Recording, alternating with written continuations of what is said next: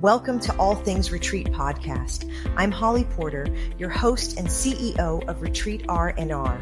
With over 25 years of experience in designing transformative retreats, I'm here to share insights and inspiration to help you create extraordinary experiences.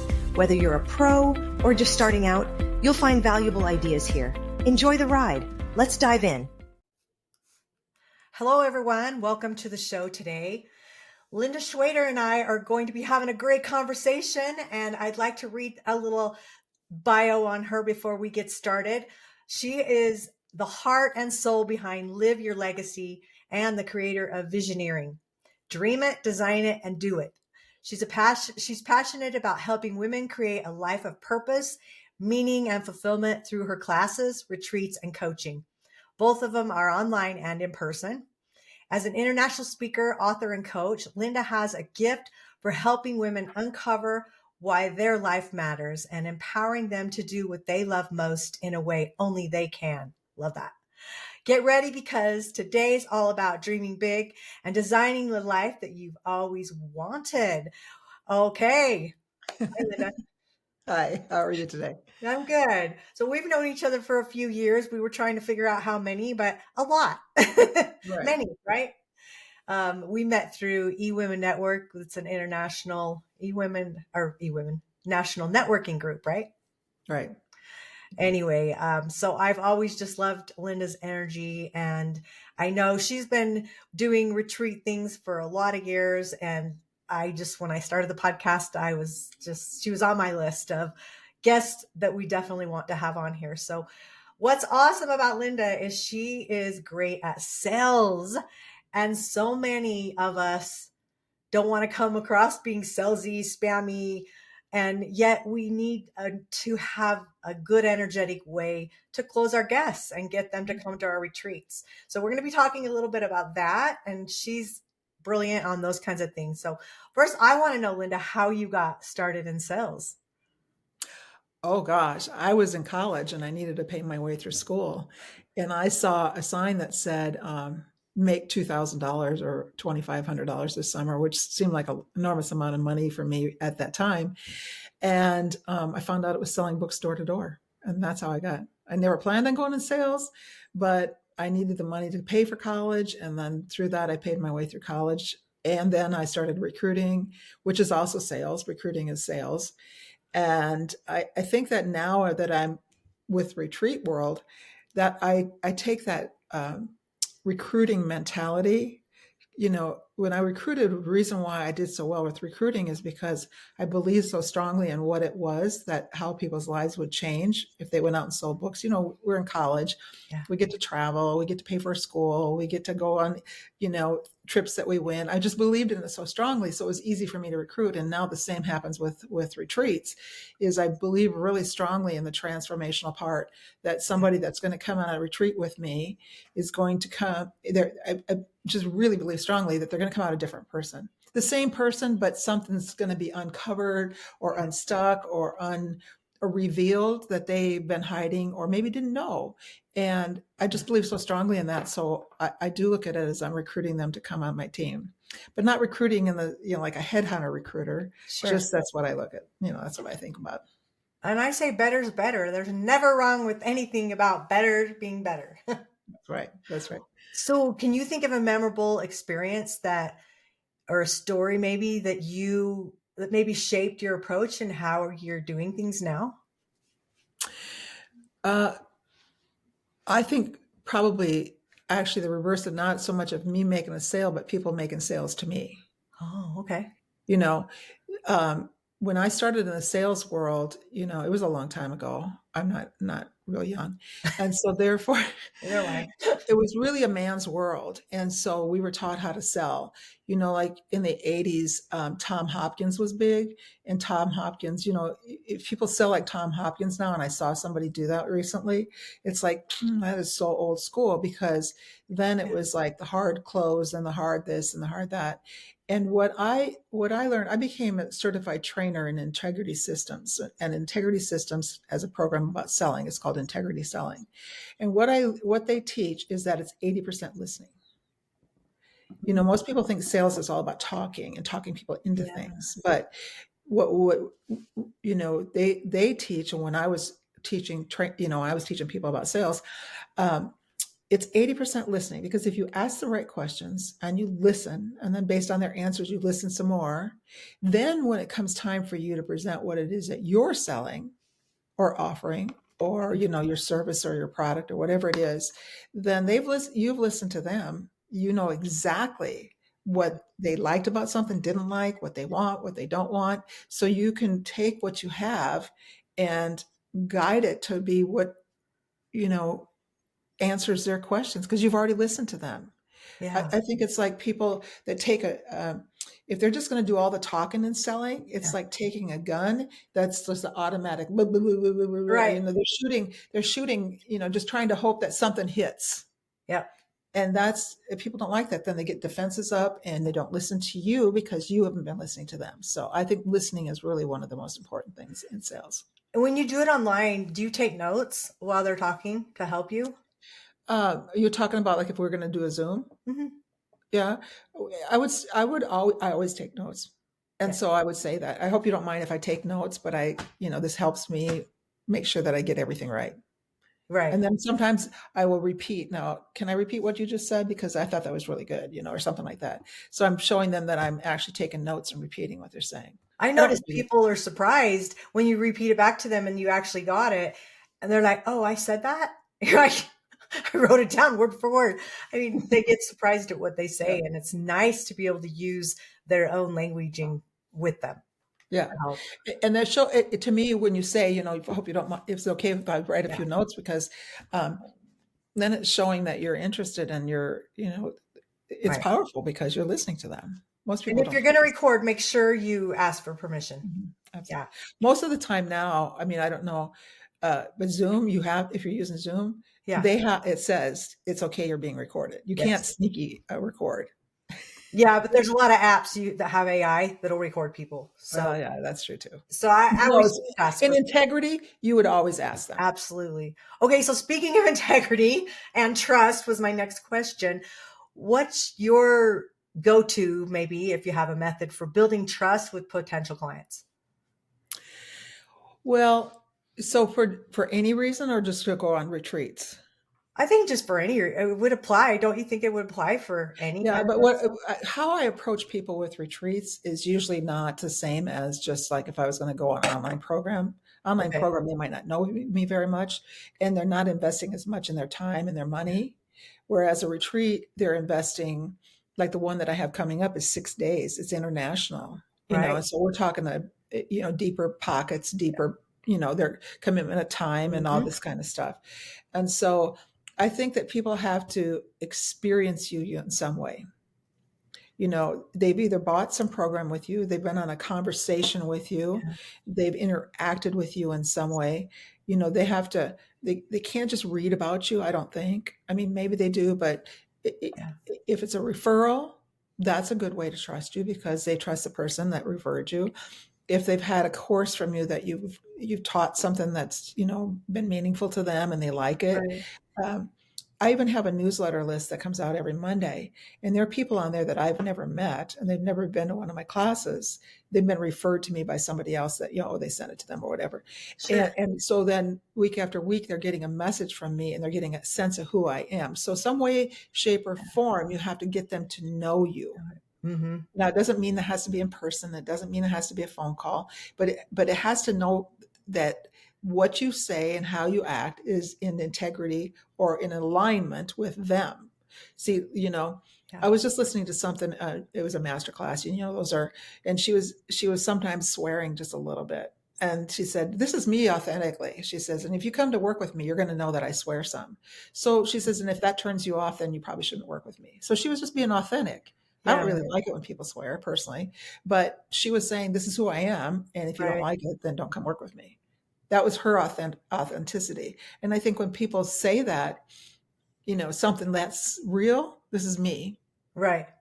Because you don't, she says, "It's too much energy for me to pretend I'm not that person." Yeah. Yeah. So I she think says this, people appreciate that honesty as well, absolutely. because then it goes back into your core you can choose whether you want to work with them or not, knowing that that was disclosed up front, right? Hmm. I mean, that's Exactly. just a simple example, but I get what you're Right. saying. So, what are some unique challenges that you faced when selling your retreat spots to people? I'll give you an example of this recent one. So I've had two retreats, and this will be my third. And I mean, I've had lots of events, but I'm Yeah, talking a full-fledged retreat. right. And I didn't have any objections to money. My Okay. objections were time. I don't know if I have time, the commitment of time. So I was a little overconfident with this retreat. It's longer, it's bigger, it's more expensive. And so I went back to some of the people that had been at my previous retreats. They have money. I know their situation. And yet I was getting the money objection. Hmm. Well, that kind of surprised me. But what it taught me was in sales, if the cost is greater than the value, they're going to give you the money objection. Because to them, it costs more than what the value is. But if the Right. value is higher than the cost, No. like, this is a $5,000 retreat, but man, I thought it was going to be like a $10,000 retreat, because it's got so much Right. value packed into it, then they're going to buy. So what it taught me was I needed to go. So I started asking, well, what would make it worthwhile for you to go on this retreat? Yeah. Good question. What would you want to get out of it that would make it worthwhile? And then I went back and I changed the wording because I'll give you an example. I don't really teach business profitability, anything about business. And yet Right. from my first two retreats, people left and they really truly doubled and tripled their businesses. Well, it came from the clarity that they got, the Huh? purposes that they got, that something that they got from the retreat came back and it would energize them in their business. Nice. So I wasn't putting any of that into the verbiage for this retreat. So they said, well, if I had more business stuff, I would probably come to the retreat. Bing, bing, bing. I went back and I started putting more business stuff. I'm Yeah. not teaching business, but I'm just Right. saying with clarity, you will increase your business. With purpose, you will know why you're doing it and you're going to be more aligned. And so I can't remember exactly your question, but basically by listening to what they said when Mhm. they were giving me objection and Yeah. taking that information, I could change not only, my landing page, but change what I was talking to people about so that it Right. was so I was listening to them is what I'm saying, and then changed It how I really all market. goes back to that in the end. It Mhm. is about listening and Mhm. repeating what you heard to make sure that's what they said or that's what they meant Right, as well. right. So, what are your top strategies for creating urgency without feeling pushy? Well, that's a good that's a good one. Well, depending on what your retreat is, like one thing that we have is there's just a few spots that if you want a room by yourself, then you need to get going because those Yeah. will be taken up Oh, fast. yeah. That's a great example. Otherwise you're sharing, there's two beds in the room, but you Yeah. might not want to be sharing because there are people you might not know or something. Some people want their own room. So that's one urgency is just a natural, if you better get in first because otherwise you're going to take what's left over. Right. And then there's always the early bird price. There's an early bird. You set that. It's, give them time to get something off. Yep. And I've also learned that you can have the early bird and then the early bird and then the regular Yeah. price. So Right. there's different, Or depending how. extend the early bird. You can always Yeah, do an yeah. extension.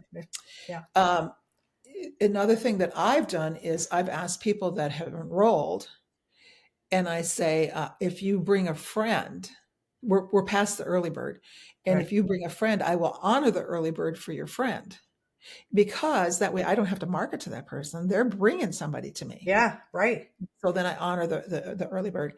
And the urgency, I mentioned this to you earlier, you can't let my urgency become their urgency because they have, all you can do is you can keep Yeah. talking to them.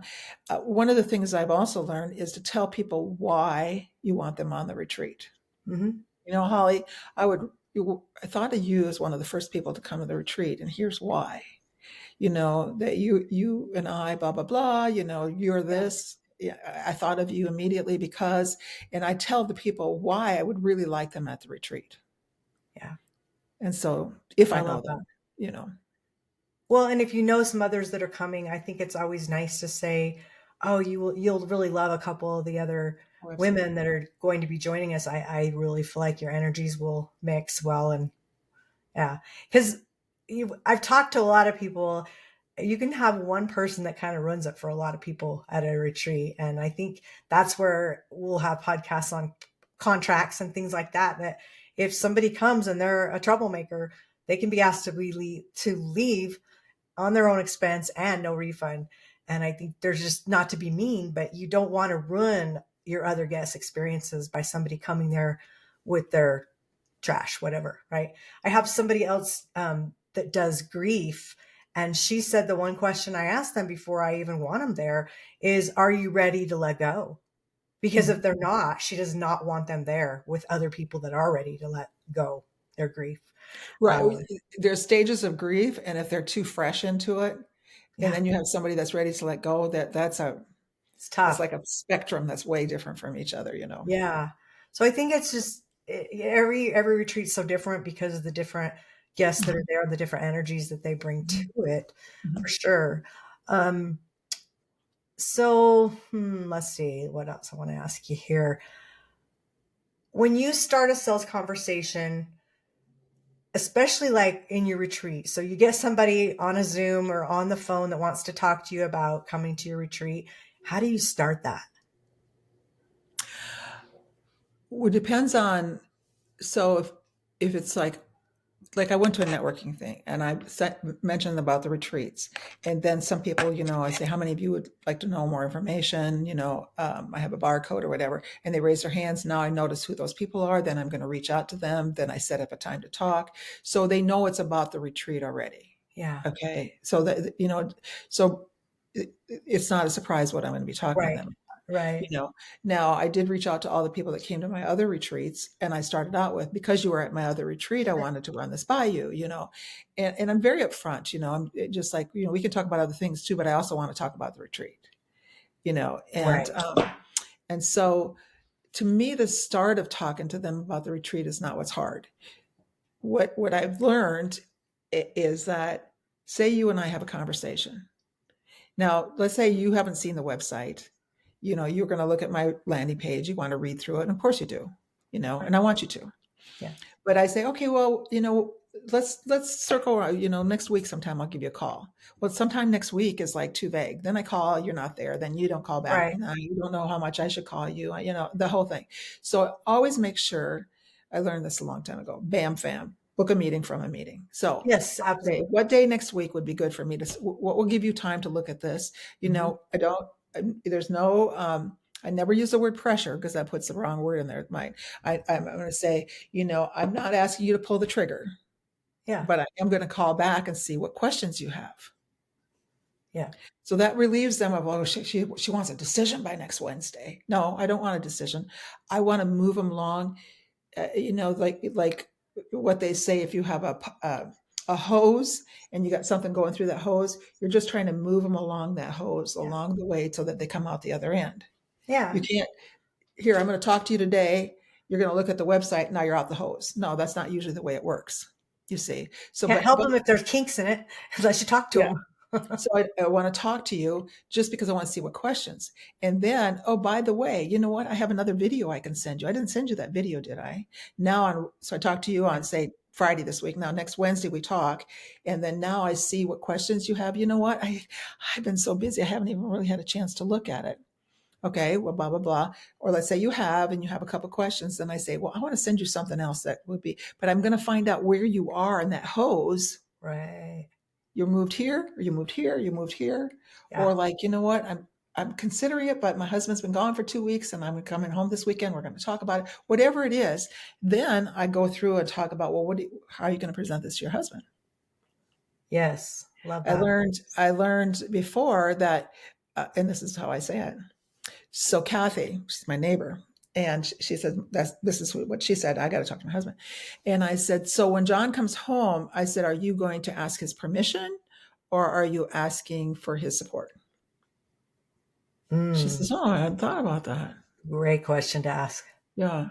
She says, I guess kind of permission but then again, I said, well, do you usually make the decisions about where you're going to travel to and do the kinds of things? She says, no, she makes her decisions. I know that. So Helps she to does know things that. without him knowing because I've done things to help her so that he doesn't know. I love it. So, but my point is that, that's what her next objection. So when John comes home, then I'll give you a call next week. What, Tuesday, Wednesday next week? Yeah, it was Tuesday, Wednesday. Go out to Tuesday. Yeah. So I kind of know ahead when I hang up today.